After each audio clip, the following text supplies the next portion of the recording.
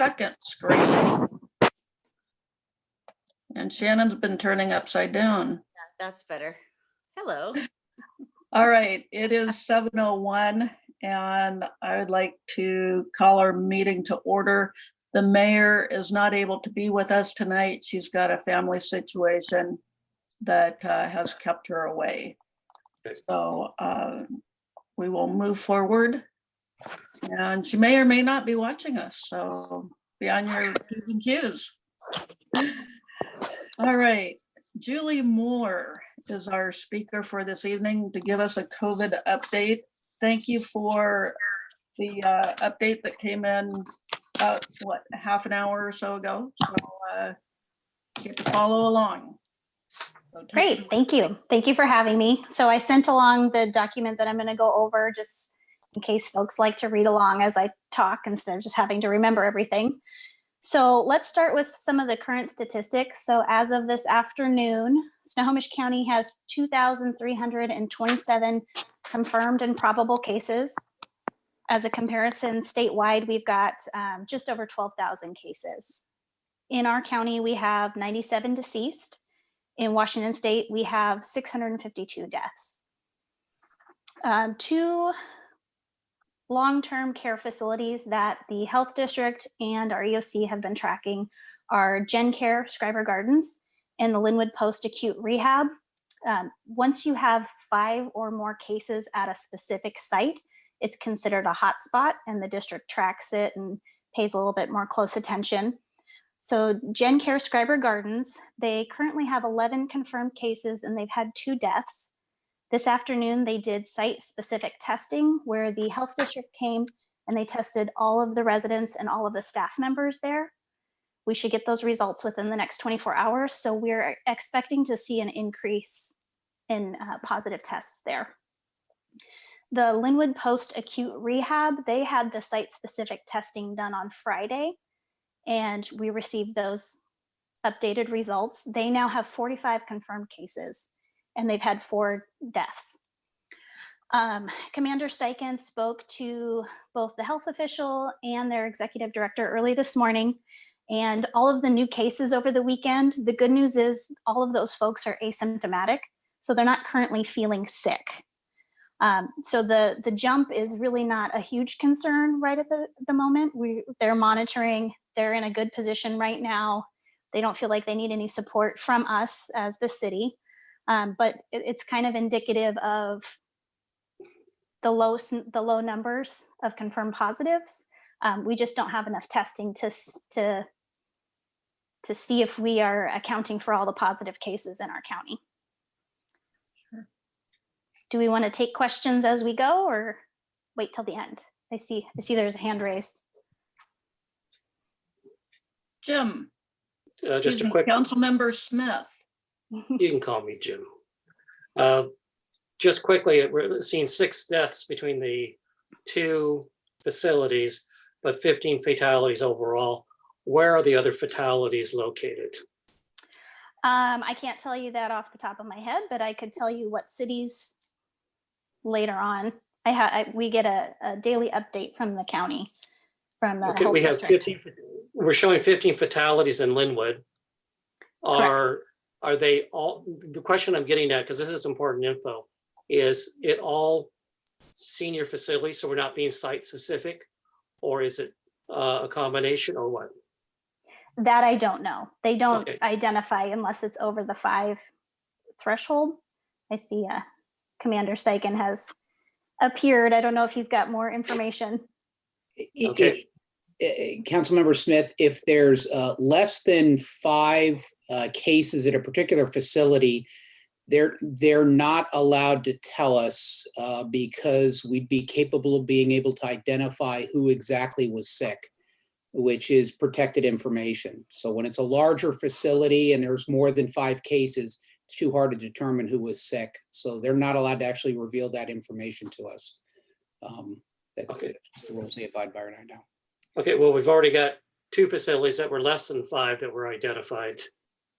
No, those less than 5 fatalities, but much more than 5 cases at each. Oh, facility. cases. Yes, Okay. it's the case count that means something. Thank you. Yep. Councilmember Ross, please. Yes, good evening. Hey, Julie, that second facility is not familiar to me. Can you tell me where that's located? Yeah, it is on 188th. It's kind of just behind where I think it used to be a Harley dealership, kind of by the PetSmart. Oh, Okay. I think the name has changed recently. At least I wasn't familiar with the name. Okay. There was something else about what Councilmember Smith was just talking about. Oh, so how many of the cases are going to be attributed to Edmonds because that's where the hospital is versus people who actually live within the city limits? They do it by residents, Okay. not where the test was taken. Okay. Well, I mean, when they pass away, it's at the hospital. Yeah, they do it by the patient's home residence. Okay. Thank you. So going back to the no, statistics, I have oh. one question. yeah, go ahead. Sorry. So we talk about number of cases, but can you give us some perspective and tell us number of residents or approximate number of residents at each of those facilities? Because 45 cases is a bundle. I don't know if Commander Steichen knows more about how many people are currently at that facility. That's patients and staff members at that specific site. I don't know the total number. Yeah, I apologize. I didn't ask that particular question. Safe to say between the two, it's well greater than 100. By the way, a good chunk of those 46, I should say, let's see, what did we have, Julie? On Friday, I think it jumped to 15. So we essentially added 30 to 31 cases on Saturday. A good chunk of that staff, half or better, are staff members there, not people that are being treated at the facility or a long-term stay. A number of those, by the way, were also transferees from Swedish Edmonds Hospital. So they are identified as COVID positive patients, and they were done their emergent care at the hospital and then were transferred to that facility. They wouldn't tell me how many were transferred to that facility that were positive, but they actually have an entire wing there. So as Julie mentioned, most of the cases are asymptomatic, so they're not showing any symptoms, if you will. They have an entire wing there, just a COVID positive wing, and they actually have the obviously the COVID positive patients there, but also the COVID positive staff members that are asymptomatic are servicing that wing as well. So they've kind of isolated both staff and patients that are non-symptomatic in the same area. So Wow. I talked to Tanya, she's the executive director there. She's very comfortable with the position they're in right now. Neither she nor the health district were surprised by the jump. They just haven't had the capacity for doing the testing. And that's been the big shift. You all know that they've had a site over at Everett Memorial Stadium that they're running for several weeks for drive-ups for high-risk patients and things of that nature. And once the federal funding dried up, their mechanism they moved to was going to these high-risk locations, primarily senior care or senior service facilities where they've got 5 or more cases and are starting to do direct testing there. So this direct testing that Julie was referring to on Friday was testing of literally all patients and all staff, regardless of whether they were symptomatic or not. So they just knocked out everybody. So now they have a complete holistic perspective of exactly where they stand on cases. And that's exactly what they're doing today at GenCare, which was our other hotspot. So we're kind of curious to see what tomorrow looks like. Late tomorrow, Wednesday at the latest, we should have a good view of what that facility looks like. And those are really the 2 big ones in Linwood. We haven't seen anything even pop up on the 5 or more case map, if you will, for any other facilities or just general senior retirement facilities like right up the street from the police department, things of that nature. None of those have even come up on the map yet, which is a good thing. Good. But they're going to be running this throughout the county. So it's not just us. Ours were just ones that were really on the radar as of late because we've been jumping up quickly. They're going to be heading over to Edmonds, I'm sure over to Everett and some other locations where they're going to do this saturation testing, if you will. So I think Linwood will have a good perspective of things once GenCare, we get some results from that. Did that answer everybody's question? Good, thank you. Yeah. Thank you, All right. Commander. Okay, back to the numbers. So in the city of Linwood, we have 422 positive cases. Aside from Everett, we are the city with by far the most positive cases. And we're not entirely sure if that's because of our concentration of senior population, because of our concentration of senior living facilities, or better access to testing sites. We're not entirely sure. But for a city of our size, we do have quite a few cases. As has been mentioned already, we've had 15 fatalities in the city of Linwood. So moving on to some of the status updates.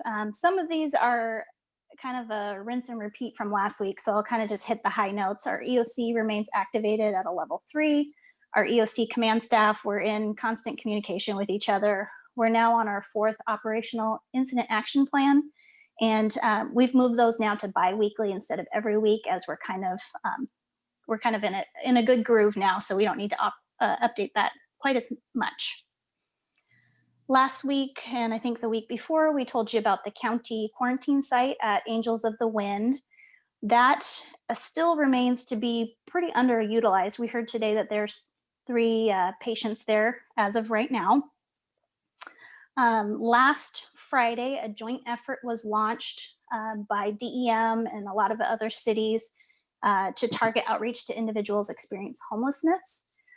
It's called the SAFE Teams. So it's physicians, paramedics, social workers, and law enforcement officers that are going to be going to certain cities and unincorporated areas and visiting camps where homeless individuals usually congregate, or places where we know that they usually are. We're going to be screening people for symptoms, and if they're willing, we'll be doing tests and then offering them to go to the Angel of the Winds quarantine site to await those test results and get some services as well. So the Linwood Police Department, our community health and safety section, is participating in that. I believe it was today they were doing Linwood, and then tomorrow I think they're doing unincorporated Linwood. So kind of runs over boundaries there, but our team is participating in that effort on top of the other outreach that our community health and safety section has already been doing to our homeless population. Last week, we talked about the more recent recommendation that healthy individuals should wear face coverings when they're out in public. And let's see. And we want to be very specific to call them face coverings and not masks. When we talk about masks, we're talking about personal protective equipment, those N95 respirators. So the cloth face coverings is what's being recommended when you're out in public and you can't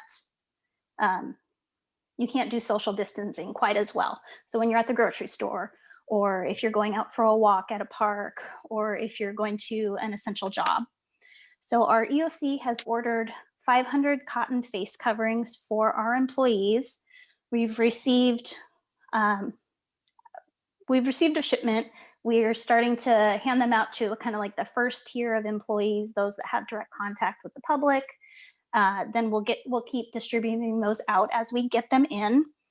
We are going to purchase an additional 1,500 cloth face coverings for us to have, because we have a feeling that once we start returning to work, there is still going to be the recommendation that face coverings are recommended. So we want to have enough for our staff to feel comfortable while they're back at work.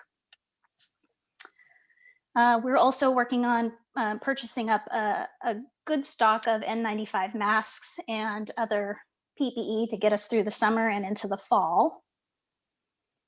As Commander Steichen mentioned, the Everett drive-through testing facility has been demobilized, and now the Snohomish Health District is focusing their efforts on those adult care facilities, adult apartments and living complexes, as we've seen at GenCare and the post-acute. Last week, on the 15th, Governor Inslee held a press conference, and he outlined some of the guidelines of how and when our state would begin to reopen. And there's a few things that he wants to see in place before he will make that call. Some of them include that infection rates continue to decrease, that our testing and contact tracing increases dramatically, and that we have an appropriate amount of personal protective equipment for our first responders and our healthcare workers. So those are some of the kind of the the main points that he highlighted during his press conference. The next day, on the 16th, the governor extended the eviction moratorium, and he made some expansions to the moratorium.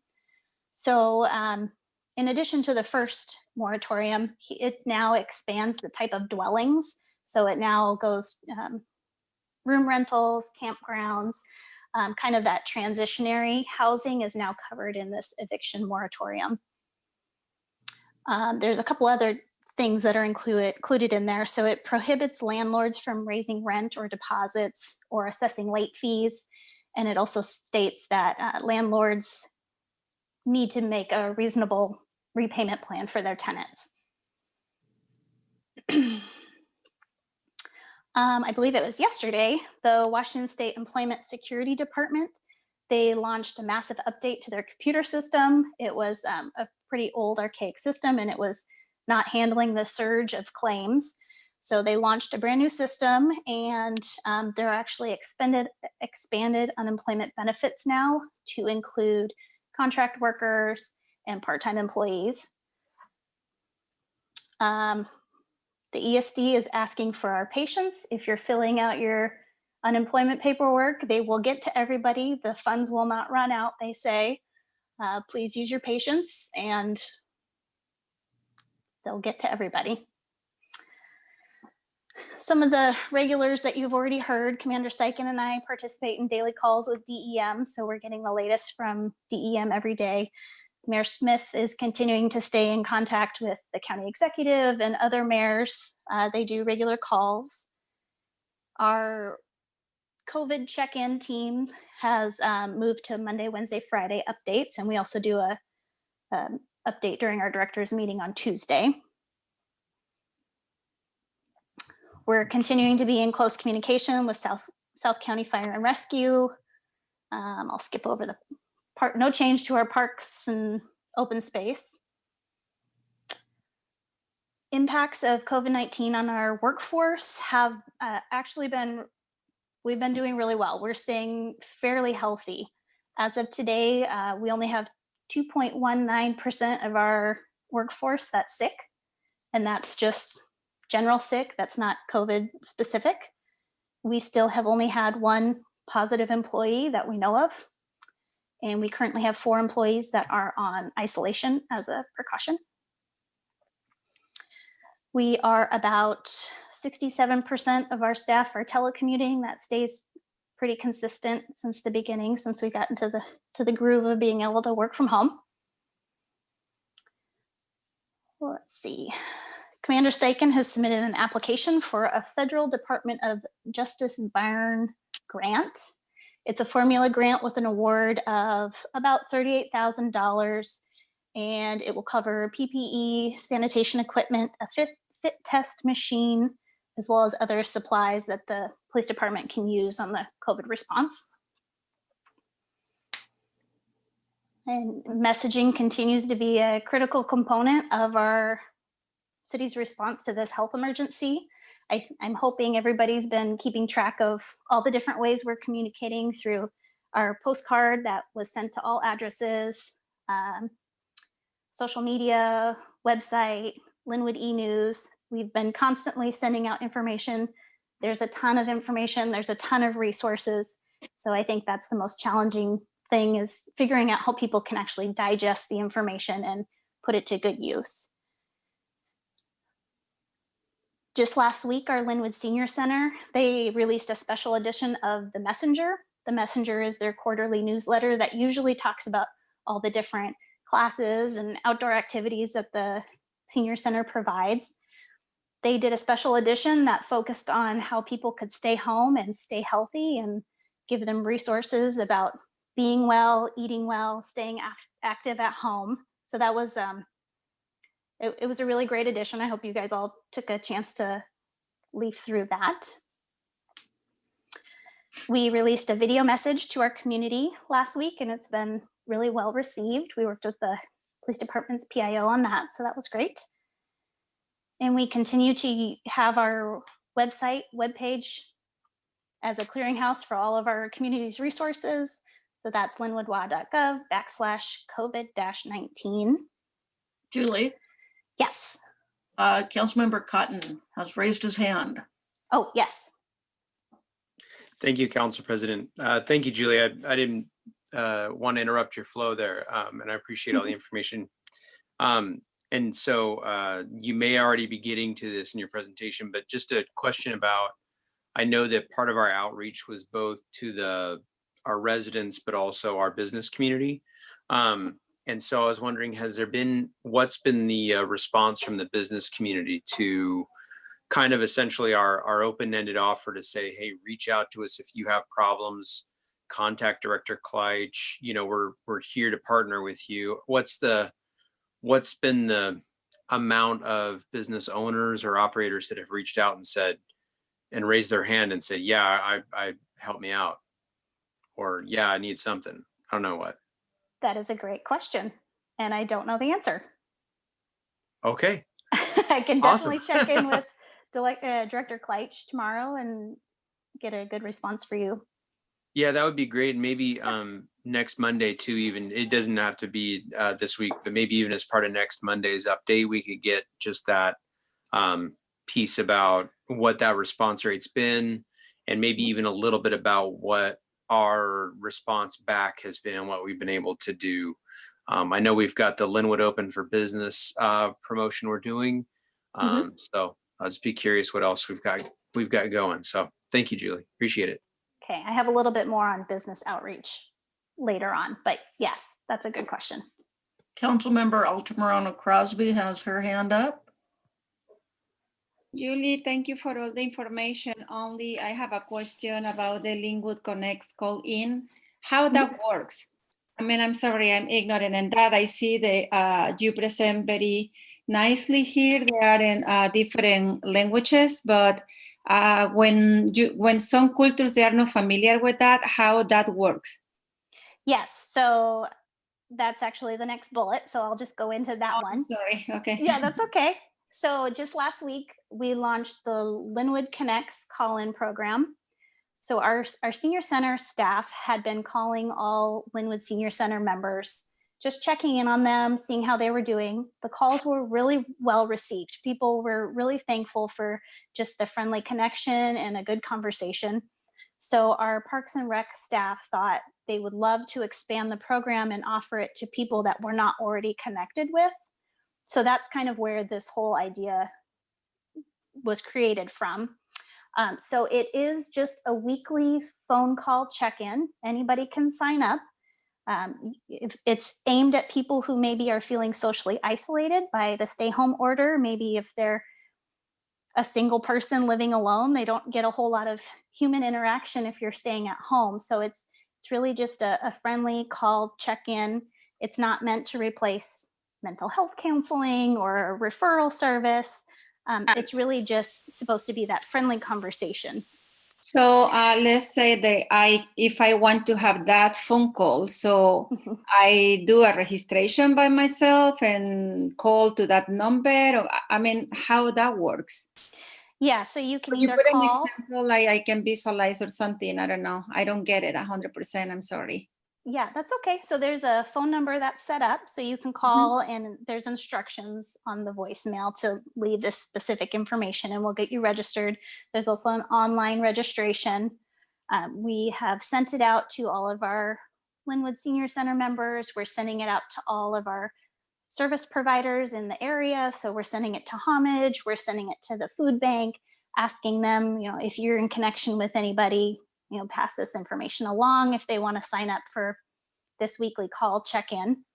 And we're still working on getting the flyers translated into the languages that we say that we're offering, because obviously if you need a call in a certain language, you need to have the flyer in that language to know that it's available as well.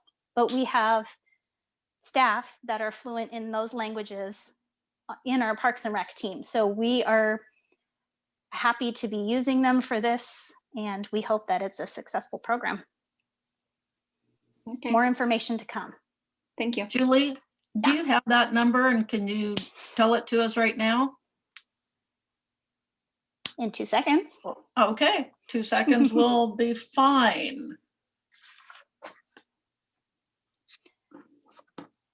Now the pressure's on, right? Okay. I know I've seen it on Facebook this week, so, Yes, so he sent it out through e-news and put it on social media, and then Linwood Today covered it for us as well. That number is 425-670-5035.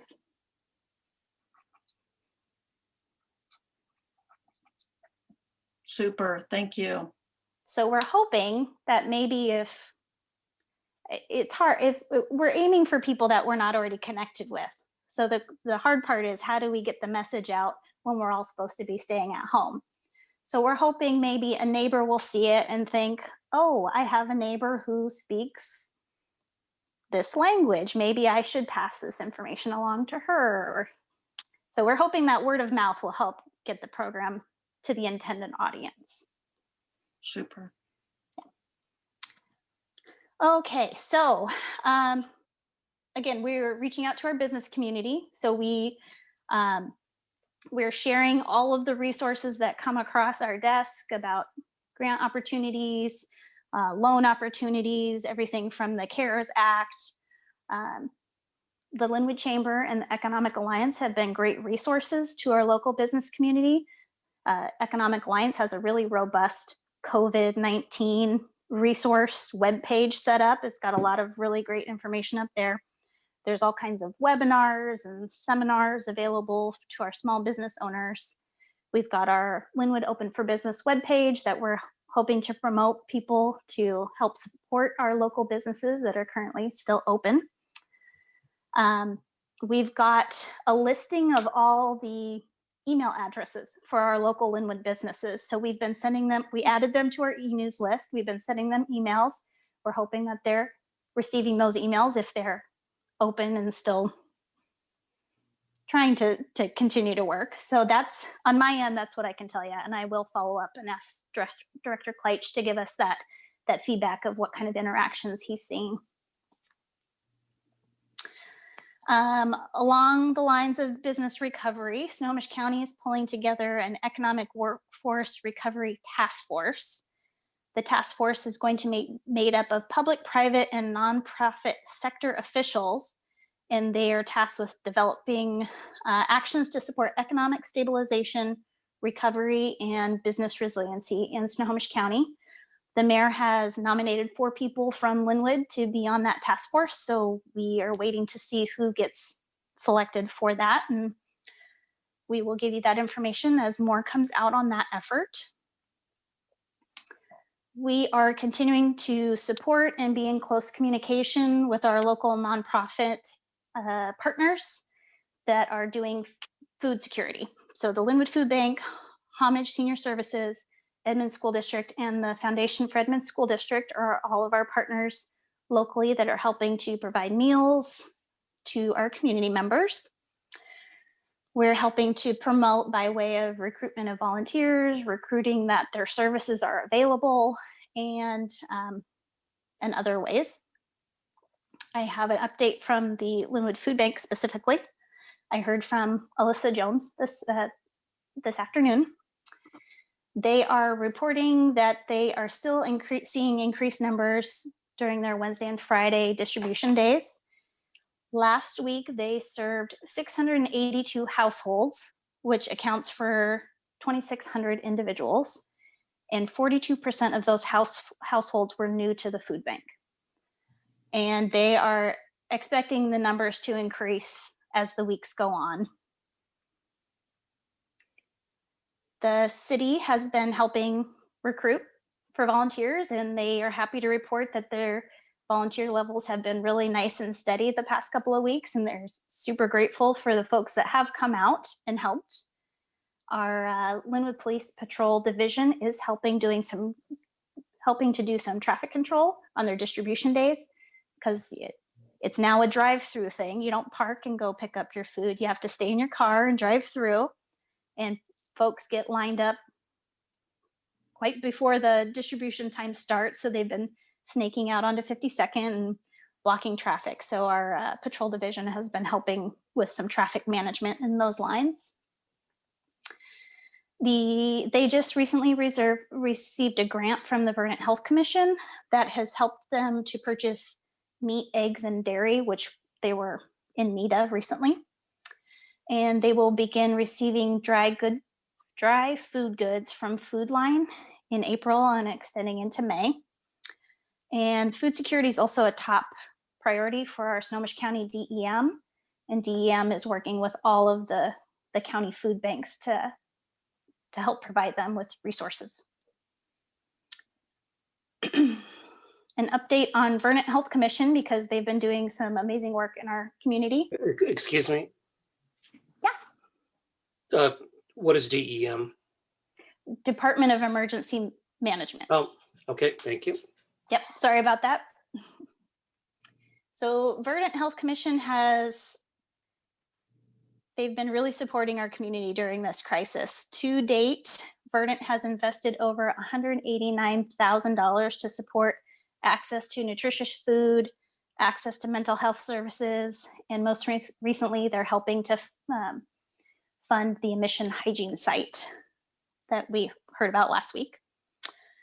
Their funding has gone towards the Linwood and Edmonds Food Banks, the Foundation for Edmonds School District, Center for Human Services, and Project Access Northwest, the Korean Women's Association, Compass Health, Child Strive, and Jean Kim Foundation. So we wanted to give a big thank you to Verdant Health Commission for really stepping up and helping to support our local nonprofits. And then finally, in the coming weeks, we're going to start planning for what our life looks like after the governor's stay-home order is removed or rolled back. We're not entirely sure, but that planning will happen at our EOC and at our director level, and we'll figure out what life's going to look like for our new normal. So Wow. that is my update for today. All right. Do council members have any questions? I see that council member Altamirano Crosby has her hand raised. Julie, I have a question about the task force. You mentioned the Mayor Nicola has nominated 4 people from Linwood. My question it is, those 4 people that she nominated, they belong to the business or they belong to the city employees or? Yeah, I don't think it's secret. I think I can share. So she nominated David Kleitch, our Economic Development Director, Sonia Springer, our Finance Director, Sean Walker, who is, I believe he's a part of 360 Hotel Group, and I think he's on our Tourism Advisory Committee, and then Linda Jones, who is part of the Linwood Chamber. Okay, thank you. We're not sure if they'll just take everybody or if it's a limited number on the task force. We're not sure yet. All right, we're going to go through round robin style and see who's got questions. So Councilmember Hurst.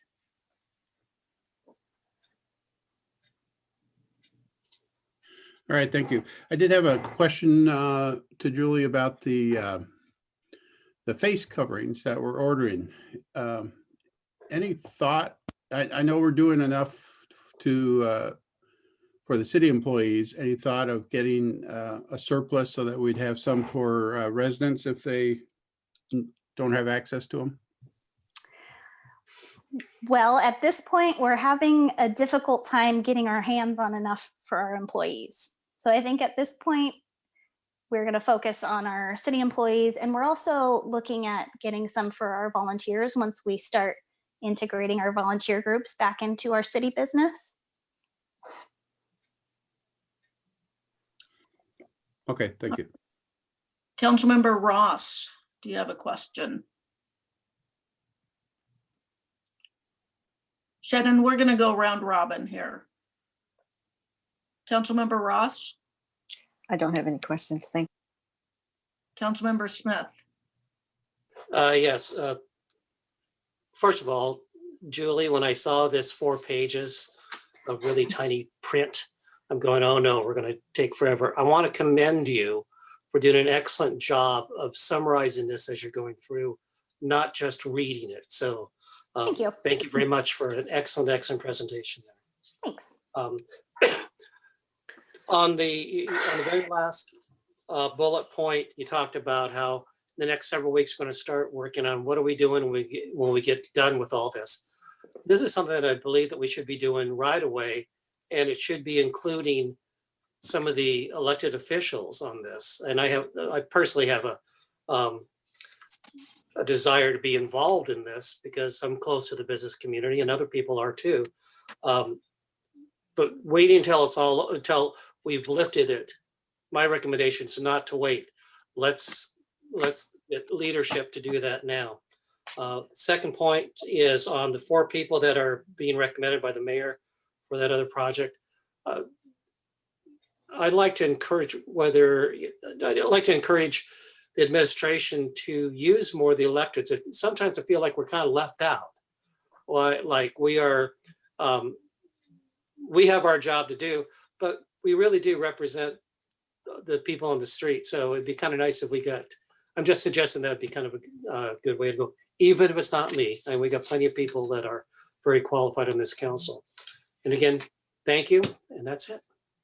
Thank you. I'll pass that along to the mayor. Thank you. Councilmember Sessions. So I was just trying to make a comment on the face coverings when we were on that point.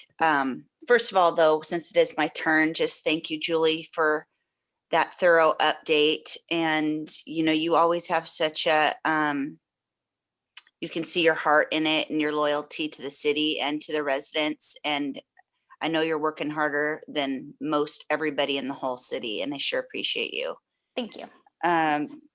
I love what the senior center did with the messenger. Mhm. Yeah, it was so cool. And that weekly check-in that you guys are working on just, you know, brought tears to my eyes. I just think it's such a special way of thinking out of the box to touch our community. And thank you. You know, kind of like what Councilmember Smith said, you know, think of us too. You know, if you need people to call in, you know, some of us could do that and call in and check on some of these people. You know, I'm happy to be on that list. Okay. That would be one of my strengths. I'd like to do something like that. And then as far as the face coverings, I was just going to make a comment. For residents who need face coverings, there are so many free options for free face coverings out there. The city doesn't really need to,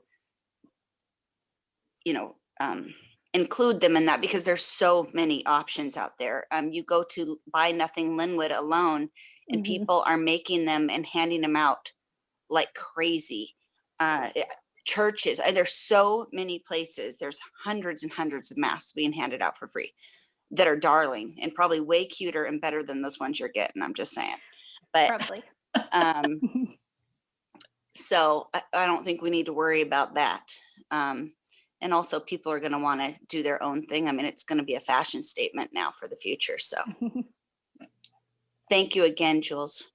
Thank you. I do agree. We have a very giving community. If you look on the Buy Nothing group, Linwood Moms, Linwood Neighbors, there's all kinds of people who are making them and trading them or giving them away to everybody. So it's really heartwarming to see that.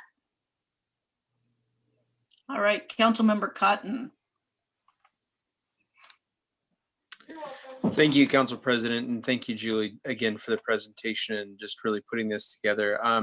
Really just one statement and one question. The statement is I hope that we're planning ahead for when this lifts, that we're planning some kind of way to just kind of mourn as a community. You know, we've lost 15 Linwood residents so far. We're going to hopefully not lose any more, but I mean, we don't know what the final count is. So I hope we're thinking ahead to a time when as a community, we can kind of commemorate that this was a thing that happened and that those people aren't going to be forgotten as we get back to whatever busy life that we get back to after this. The second thing is if there's some kind of specification or requirement like dimensions or something for those face coverings that the city needs. I know My wife is sewn well over 100, and my mom, who bless her heart makes quilts, has turned those skills to making masks by the dozens. So if there's some kind of dimensional information, maybe the city could post on the site, just say, hey, we need cloth coverings, and as long as they meet this width and length, we'll take them. I'm sure that our community would respond to that call to action. So people have time and they want to do something. So yeah, so those are just my 2 comments. Other than that, great work. Thank you. Okay, thanks for the suggestion. Julie and Commander Staken, also, thank you. We owe you a debt of gratitude that cannot easily be repaid for all the hard work that you have done, and the people of our city that are out there, our police officers, our EMTs, our parks workers.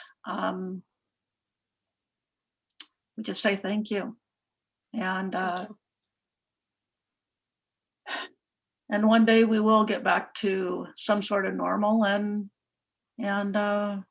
we will mourn and we will celebrate, and then we'll move forward. Excuse me, I got a technical difficulty here. I'm gonna have to switch to my phone, but are there any other questions? I see Councilmember Hurst has his hand raised. Me too. I put my hand there too. Right, I got you. As soon as we get done with George, you're next. Okay, and then that's great that there's a lot of sources for the face coverings. Is there a way to link that, put that onto the city website as far as a link, or let people know some of those resources? That would be awesome. And then Julie, I just had a specific question on employment, and you may not have, you may not know this, or maybe you could research it, but do we know what the unemployment percentage is in Linwood? Does Workforce put that, or Employment Security, do they offer that type of information? That I don't know, but I can definitely look and see if we can find that information for Linwood specific. Okay, that'd be great if you could look into that. Thank you. Yeah, I can. Councilmember Altamirano Crosby. Same. I really support the idea if you can put the links for the mask. They are free. Here where I live in South Linwood, there are many people that live in the poverty, and they don't have that luxury. They don't have one mask. So it's kind of nice if you can post that in the City of Linwood website. And another thing is, do we send some message to the families who lost the family members? We don't have identification for those. I would imagine it's protected by HIPAA. So unless somebody came forward to let us know, I don't know that we would have that information. Council President Frizzell, you're showing up twice on my Skype or my Zoom call, so you may have to close out one to keep the other one, just to.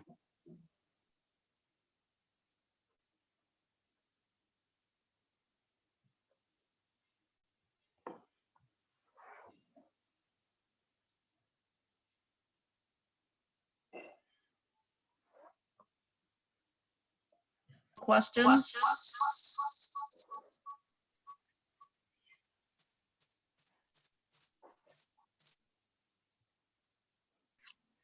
Christine, I don't know if you can hear, we're having some technical difficulties, and there's a feedback from both of your devices being on, we think. Yes. If you can hear me. We're almost to the end, Council Vice President Sessions.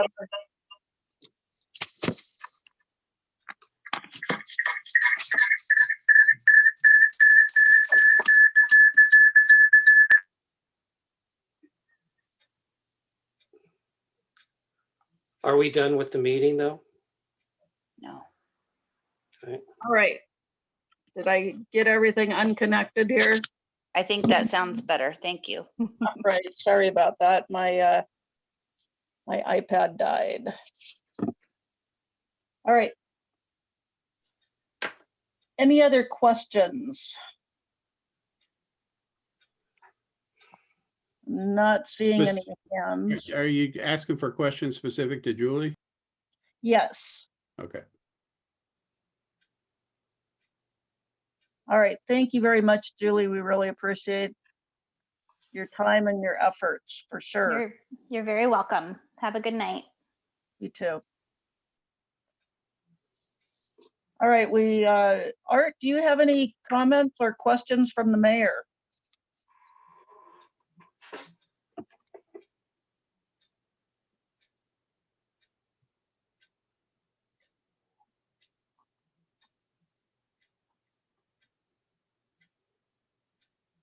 Mr. Seniza? Your microphone's off. On now? Yes. Okay. Do you have any comments or questions from the mayor? Only that she wishes she could be here tonight, if not for the family situation that she has to deal with, and she hopes to be back a little bit later this week.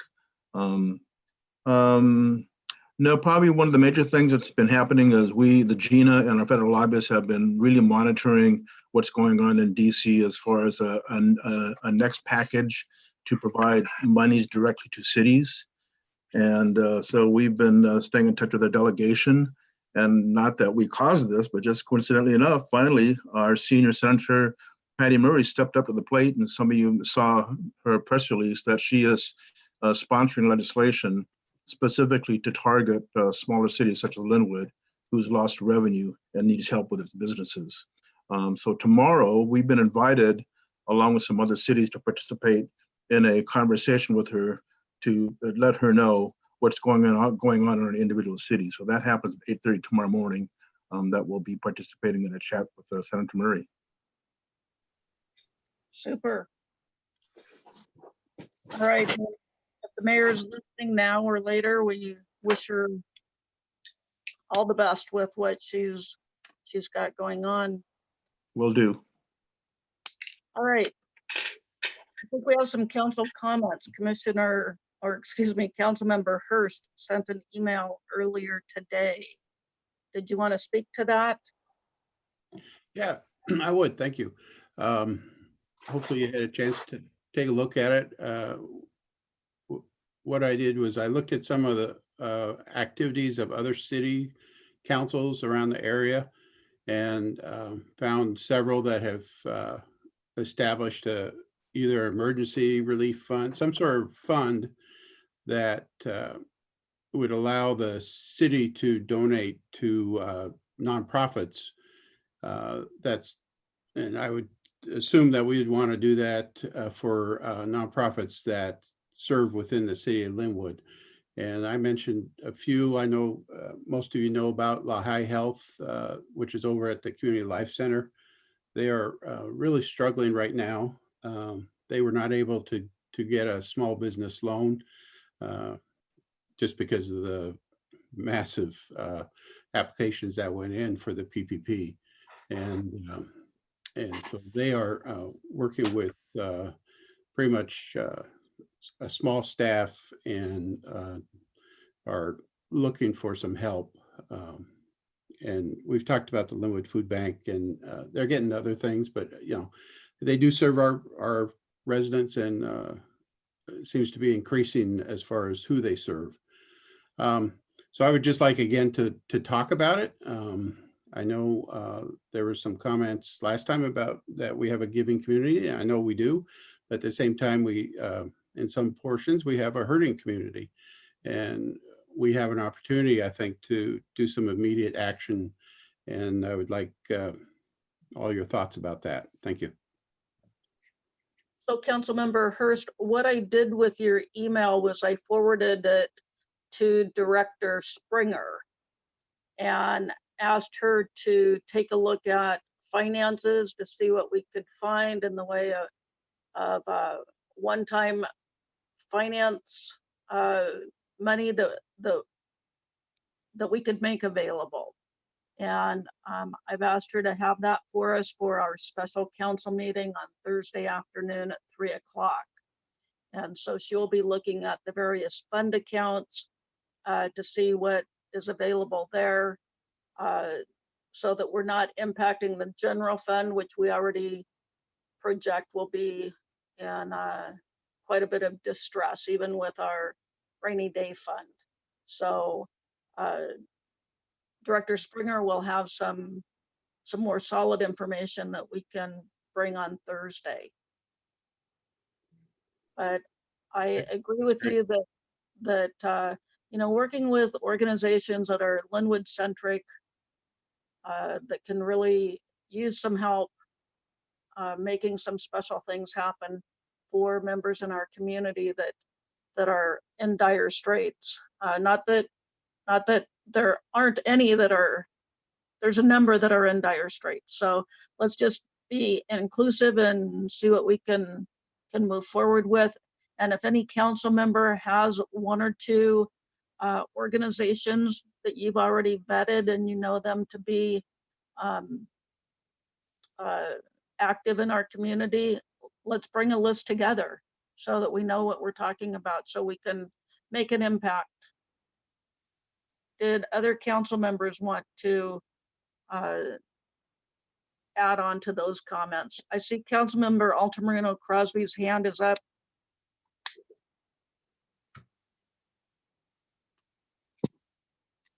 I'm sorry. Your hand is up. Did you have a comment? Yes, can I? Yes, please. It's a question. Do we need the do we need the feedback for the city attorney in order to do this? I don't believe so. And my second thing is maybe we should ask Ashley, she works for the police department, and see if she can put different inputs regarding different nonprofit organizations which she worked with here in Linwood. Okay. We can certainly get that message out.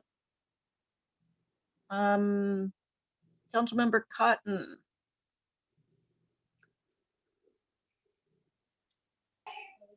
So it's getting to be bedtime here in the Cotton House, so there will be there'll be background noise, which is the new normal, I guess. I'm in favor of us doing something. I think that we've had some really good ideas here. I think Councilmember Altamirano Crosby's idea of reaching out to our our own embedded social worker within the police department's a really good start. I think the list that Councilmember Hurst has presented is a really good start.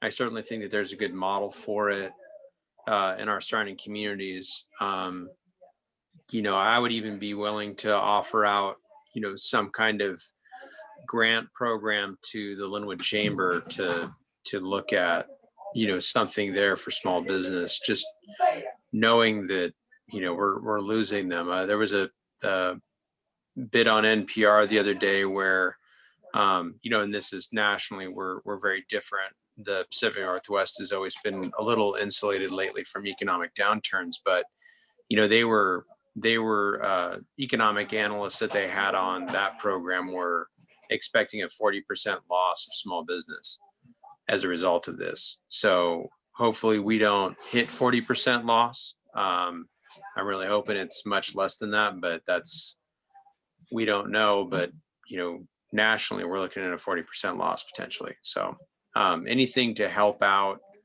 because this is one of those events that if we can help people get through 2 or 3 months, we can probably help stave off them being a total loss, which is important. So. Okay, do you have a towel? All right, Councilmember Smith. Yes. To begin with, I think it probably would be a good idea for us to discuss this, or someone to discuss this with our city attorney. If the subject matter is donating money to nonprofits or charitable organizations, the question is, as we've discussed before, is it gifting, and is that appropriate? The second thing is that we should be considering and also finding out. I know, Chris, you in particular are have been working closely with Verdant. That, what George is talking about is a very, very good idea. But I think it might be, the question is whether or not it's Verdant's responsibility to be working with these nonprofits and charitable organizations. I know that we can't save the world on every single issue, but we're going to be hurting quite a bit on our own as it is. So, but the resources are there from Verdant, who has a lot of revenue coming in from property taxes, and so I think we just need to be looking at that as far as whether they're the ones that have the responsibilities. Additionally, if we are looking at this, regardless of whether we're giving money or not, it would be a good idea for us to start with what are the various nonprofits, what are the various charities in Linwood? Let's get a list of all those. Let's find out exactly what their status is, and let's find out exactly what they do for the community, exactly what they do for the community. As example, I'm a big dog lover, but I don't know that we want to go give to a charity that is that their main focus is supporting dogs. Perhaps it's not the best of examples, but that I hope you all understand what I'm talking about there. We need to be more people-centric on this. That is all. Thank you. All right, Councilmember Ross. Yes, thank you. I do have concerns about gifting of public funds. I think we do have to tread carefully and make sure that we have the attorney's opinion on everything. I also think we should avoid stumbling in the dark in our efforts to try to help people. So perhaps Linwood's contribution should be to create a coordinator who could go with all of the South County cities and find out what everyone is doing and where the gaps are so that we could fill those gaps. If we don't coordinate this effort with our surrounding communities, we're going to fail. It's just too much. But if Edmonds is doing one thing and Mount Lake Terrace is doing something else and we're doing something else, we need to have a coordinator, a regional South County coordinating team to create this, some kind of a structure to this and make sure that what we're doing is not just exactly what they're doing. So I would like to see, us put something forward to the administration to say there's a need here. Maybe this is the way that we can fill it. If other cities are already starting to do things and they're doing it willy-nilly, then let's be the one that brings it all together. Let's be the catalyst of this. And we can do something short-term in the emergency, but I think we also have to look long-term and look regionally. So let's not shoot ourselves in the foot. All right, I've made a note here to contact the city attorney. I think that, well, we'll let the city attorney speak to it. I won't even put in my 2 cents. So, Councilmember Hurst. Well, I would just remind the council that the city attorney did weigh on this last week and said it was fine because of what the state attorney general came out as far as a memo saying that donation of public funds is allowed during the COVID crisis if those funds are used in that emergency. We just have to be careful to make sure that's what we're doing. And I think, obviously donating to a food bank or funding somebody that's helping people that are in crisis because of COVID-19, we are perfectly legal. We have a legal stand to do. There's no other, I don't know what else we can say besides the attorney general and our city attorney have weighed in and said it's proper. Because there is some concern, I'll run it by the city attorney, but George, I was thinking along those same lines. So we'll just get it clarified. So everybody's okay with that. Councilmember Sessions, we haven't heard from you this round. I was going to repeat as well. I asked the question to Rosemary directly last week, and she said that this wasn't gifting public funds, special rules for the situation we're in. So that was really clear. I mean, it's good to just go ahead. If we're going to do it, might as well pass it by her again. No biggie. But I thought that was pretty clear. I wonder too, if we should be considering if we decide to do this and move forward. I wanted Homage on the list. I didn't see them on the list. And wanted to be sure that they were connected and part of this. And then also whether or not the organizations are 501c3s and how maybe asking Director Springer how that might relate to any of our taxing, or we could ask our president for that matter. Not that we do this for tax benefits. I'm just saying there might be a wiser way of doing that. And then, I mean, I'm still concerned because we're going to be we're going to have our own major cuts. We've lost a lot of money, and we're going to continue to lose a lot of money. So, and to prevent us from having layoffs so that our community can still enjoy the things they love to when we get to again. I want to protect those programs and protect those things that make us such a cool community. And we're going to have to make some major cuts. And I mean, I know y'all know that. That's not a surprise. And that's what we're talking about. Make sure all the viewers and listeners know we have a special council meeting this Thursday at 3 p.m. discussing the budget and the finance. But my point is, I think it's silly to give an organization money from us that we know is already getting money from another organization. I mean, if Verdant, God bless them, thank goodness we're in that South County area that they serve, but they are blessed with tons of money. If they are able to give to an organization, let them. I mean, I know that's pretty blunt, but that's just an example. There's also churches, there's other places. I'm just saying it's silly for us to give money to an organization that doesn't need it, you know, and I'm sure all of the places would raise their hand and still say they want it, but that's different than needing it. But at the same time, I know we got to do this a little quicker.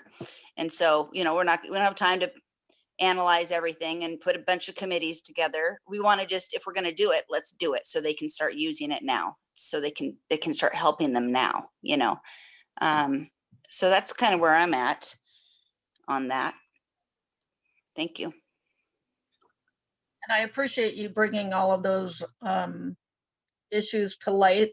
Those are a few off of my list for Thursday's meeting. But yeah, it'll be good to work from knowledge of what Director Springer feels could be appropriate. So I look forward to that conversation. All right, we still got a couple people with hands up. I don't know if you left them up from last time or not, but let's do another round. Councilmember Hurst.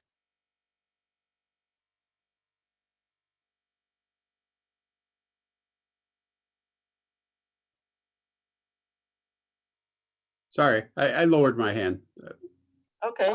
I'm good. So For I look tonight. forward to Thursday. All right. Councilmember Ross, we'll just do a round robin here.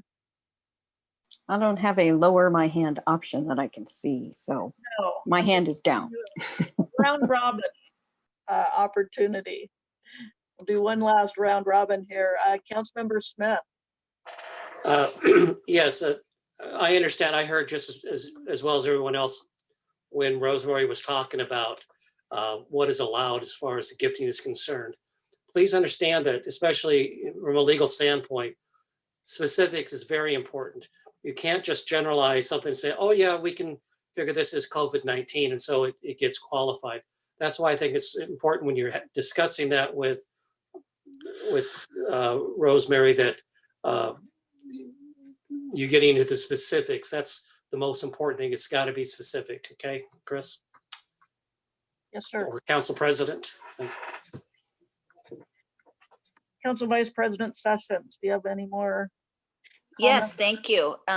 We're finishing up now for the meeting. Is that what we're doing? We are. Okay. I just wanted to mention, did anybody see the rec center sign and our signage about the meeting? Yes. I actually haven't seen it myself, so I didn't know. I'm just assuming it worked. You guys saw it? Some of you saw it? Yes. Oh, good, Jim, you did. Okay. And I'm curious with Demetrius online here with us or Will, if anybody can tell us if we're gathering any more watchers this evening on our meeting. I mean, I don't expect that, one day, 1 week of the rec center sign's gonna like major impact, but I think over time it may. Maybe Demetrius can look to see what our numbers are. And I wanted to also say, again, just reminding viewers that we do have a special finance budget council meeting scheduled for 3 p.m. this Thursday. And that would be really great for you to tune in. Thank you. All right, Councilmember Cotton. Any comments for the evening? Yes. I think some of the comments and input that I'm hearing from other council members are well taken. I think, I guess my mantra moving to this is both and. I think that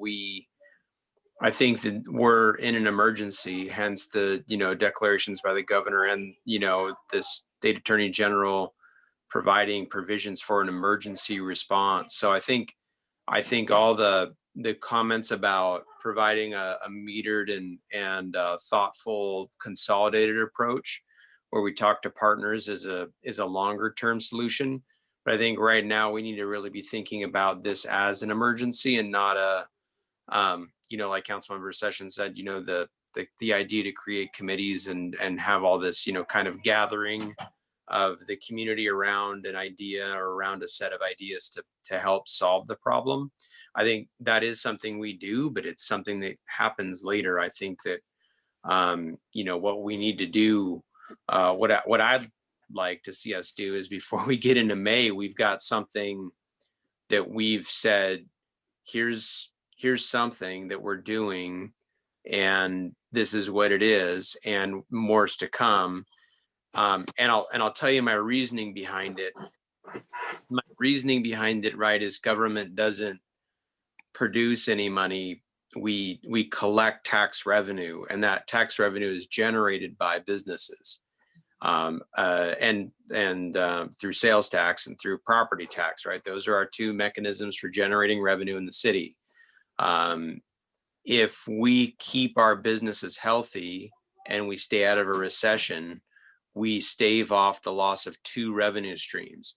If we drastically lose our business community and that drives down the value of real estate, we lose both revenue streams. So in my mind, doing something to support our local business community, however big or however small it is, even if it's not necessarily, we're not handing out grants to those businesses, but we're deferring costs incurred through the city, whether it's through business license fees or head tax fees or whatever we can do. I think we need to think about it. Oh, sorry there, iPad issue. I think we need to think about it because if we lose a lot of our small businesses, that long-term impact of loss of revenue is going to be greater than if we can keep some of them in business through some small means or measures. So that's kind of what my urgency is because I'm thinking long-term about what our sales tax revenue impacts will be. And if we don't do something to help, because it may not be a lot, but for a small business owner, $200, $300, $400 is a lot of money. And if that's not head tax they have to pay, it's not business license or fees they have to pay, it may be the thing that saves them. So I'll step off my my soapbox or pulpit there, but that's kind of my passion behind this, is because long term economically it's bleak if we lose a lot of our businesses. So that's all for me. Thank you for your grace with me. All right, Councilmember Altamirano Crosby, do you have a closing comment for this evening? Only I would like to add the Community Foundation of Snohomish County. They are giving grants right now. There are grant opportunities. So I invite to the organizations, they are nonprofits, they might apply. And I agree. I mean, we would love to give our community, but we have to be savvy in order to do that. All right, my closing comment for the night is that I agree with every comment that's been said. I've been racking my brain to figure out what can we do as a city and what is our responsibility as a city. And we are a collector of our community's taxes. And I would not want for us to get into a bigger hole that then we have to turn around in the next couple of years and raise taxes so that we can still provide those things that we are charged with providing. At the same time, businesses do need our help.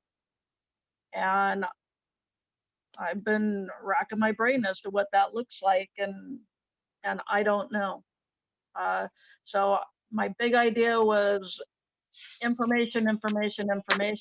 And so I did go to the city website and I went to our business section, and there are many, many grant and loan opportunities, and another package is close to being approved.